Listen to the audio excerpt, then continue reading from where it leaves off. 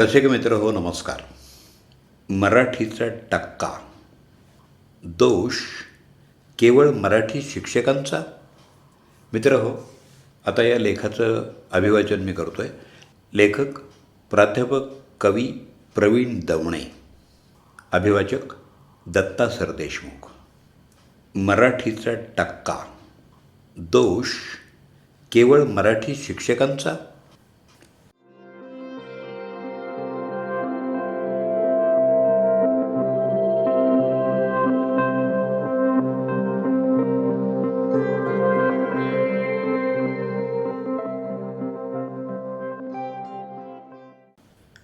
मित्र हो, शालांत परीक्षा फेब्रुवारी-मार्च 2026चा निकाल नुकताच जाहीर झाला. निकालाची वैशिष्ट्ये सांगणाऱ्या तज्ज्ञांच्या मुलाखती प्रसारमाध्यमावर झळकू लागल्या. उत्तीर्णांची टक्केवारी ओसंडून वाहत असल्याचं बघून क्षणभर सगळे सुखावले. का नाही सुखावणार? अहो, अलीकडच्या काही वर्षात उत्तीर्णांच्या टक्केवारीचे सर्वच उच्चांक मोडीत निघालेत आणि दरवर्षी नवनवीन उच्चांक प्रस्थापित होत आहेत.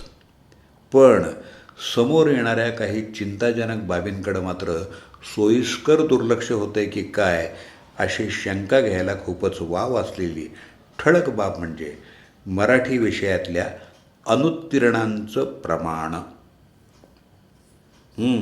मराठी भाषा तज्ज्ञांसाठी हा केवळ चिंतेचा नाही तर चिंतनाचा विषय झाला आहे. महाराष्ट्रात सुमारे 1,00,000 विद्यार्थी मातृभाषा मराठीत अनुत्तीर्ण झाले. हे वृत्त एव्हाना सगळ्या महाराष्ट्राला माहीत झालं आहे. विद्यार्थी अनुत्तीर्ण झाले का आपली एकंदर शिक्षण आणि समाज व्यवस्था अनुत्तीर्ण झाली, असा प्रश्न आहे.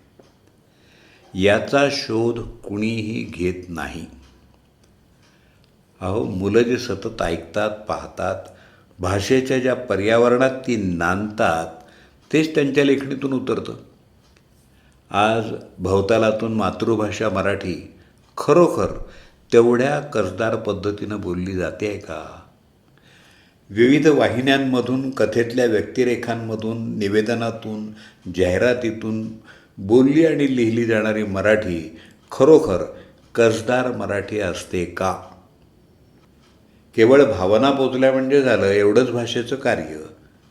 हा भाषा विघातक संदेश समाजाला जेव्हा दिला गेला तेव्हाच भाषेच्या अधःपतनाची सुरुवात झाली. जगायचं असेल तर मराठी आलं नाही तरी चालेल, परंतु परभाषा आली पाहिजे, हा मातृभाषा मराठीच्या मुळावर उठलेला विचार विद्यार्थ्यांनी मांडलेला नाही की मराठीच्या शिक्षकांनी मांडलेला नाही. मग केवळ शालांत परीक्षेत मराठीत 1,00,000 विद्यार्थी अनुत्तीर्ण झाले, याचा दोष फक्त भाषेच्या शिक्षकांना आणि विद्यार्थ्यांनाच जातो का? शाळांमधून पुरवणी वाचन, ग्रंथालय आणि ग्रंथपालाचं महत्त्व हद्दपार झालेलं आहे. बाह्य वाचन हेच खरं आंतरिक वाचन असतं, हेच मुळे आज मान्य होत नाही. शब्दांना आपण संपदा म्हणतो. ती शब्दसंपदा मुलांच्या खजिन्यात असावी असं पालकांना आणि शिक्षण व्यवस्थेला वाटतं का? मराठीचं टिपण इंग्रजीतून उतरवणारी पिढी मराठी प्रश्नपत्रिकेतली दीर्घ उत्तरं कशी लिहिणार, नाही का? अहो, निबंधासाठी कल्पनाशक्तीची, मनातला विचार विस्तारानं मांडण्याची क्षमता आवश्यक असते. कल्पना करायला आज अवकाशच उरलेला नाही. आजची पिढी सतत डोळ्यांपुढं विविध माध्यमातून चित्र पाहूनच आपलं आयुष्य भरून टाकते. अशावेळी निबंधासाठी केवळ गुगलवरून पेस्ट केलेला आयता मजकूर घोकमपट्टी करून विद्यार्थी मांडतायत. गुण मिळतात ते पाठांतराला, चिंतन आणि मनन याला गुण मिळतच नाहीत. पेस्ट केलेला मजकूर आठवून उतरवणं हीच शोकांतिका उरली आहे. पत्रलेखनासाठी आंतरिक हुरूर आणि ओढ लागते, ती SMS वातावरणात कुठून मिळणार आहे? तेव्हा परीक्षेत ऐनवेळी पत्रलेखन करणार कसं? आयुष्यात कधी पोस्टकार्ड, आंतरदेशीय पत्र पाहिलेलंच नाही अशीच पिढी निर्माण केली ना आपण. बघा, विचार करा.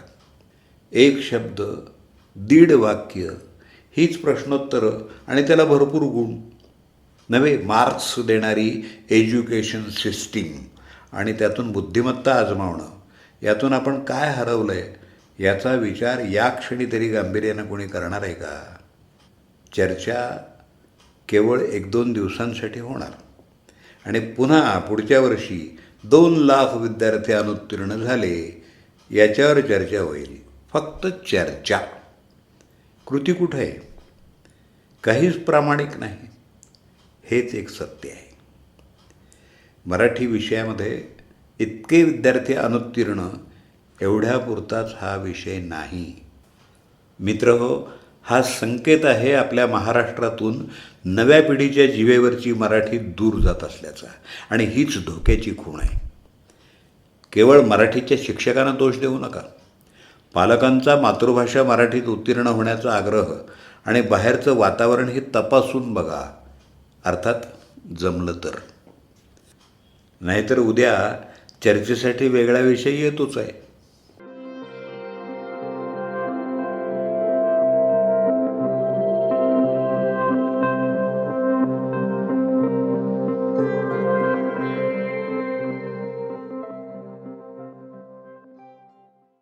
मराठीचा टक्का. दोष केवळ मराठी शिक्षकांचा? या प्राध्यापक कवी प्रवीण दवणे यांच्या लेखाचं अभिवाचन आत्ताच आपण ऐकलं. प्रवीण दवणे सरांचा मोबाईल नंबर 9820389414. अभिवाचक दत्ता सरदेशमुख. आणि माझा व्हॉट्सअप नंबर 8329730186.